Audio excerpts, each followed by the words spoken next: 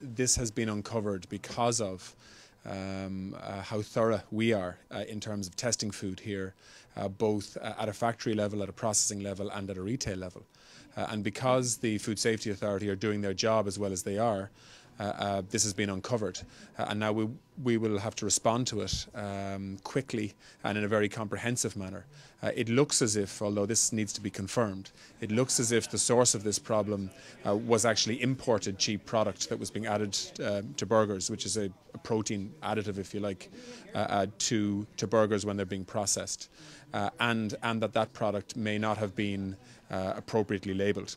In other words, when Silvercrest imported product, they thought they were getting something that they weren't actually getting. But we need to fully confirm that and trace the product right back to source and so on.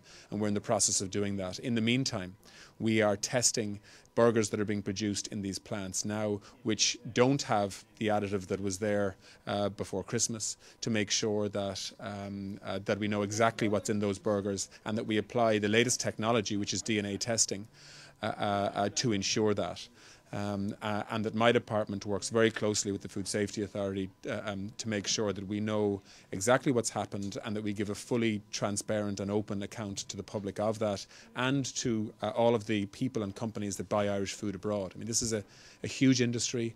It employs about 200,000 people in Ireland between farming, processing, marketing, transportation, refrigeration and all of the other things that are linked with a huge beef industry out of Ireland, and we need to ensure that we maintain the reputation that we've worked so hard to develop as the best meat producer in the world in terms of safety standards, traceability standards, and so on. I've spoken to the head of Tesco Ireland today about their concerns, because we need to ensure, first of all, that everybody understands clearly that this is not a food health scare. This isn't like a dioxins crisis or anything like that. There is no risk to human health here at all. In many parts of Europe, people eat horse meat. But that being said, this should not have happened. When somebody buys a beef burger produced in Ireland, it needs to be a beef burger. And I take very seriously that food produced in Ireland isn't what it says in the tin, if you like. And that is why we have launched a full investigation, and we did so within hours of the Department of Agriculture actually hearing the results of the full testing.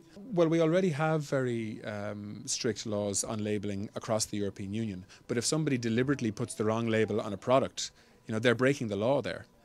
So the law doesn't need to be changed, but it needs to be enforced.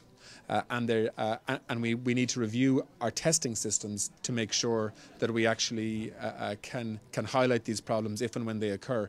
I mean, the positive of this story is that we have our checks and our systems have uncovered this, and we've acted on that quickly. And that's what we need to do if we aspire to be the country in the world that stands over the claim that we produce the safest food on the planet, which I think we do. But this is a very unfortunate incident that needs to be thoroughly investigated so that it doesn't happen again.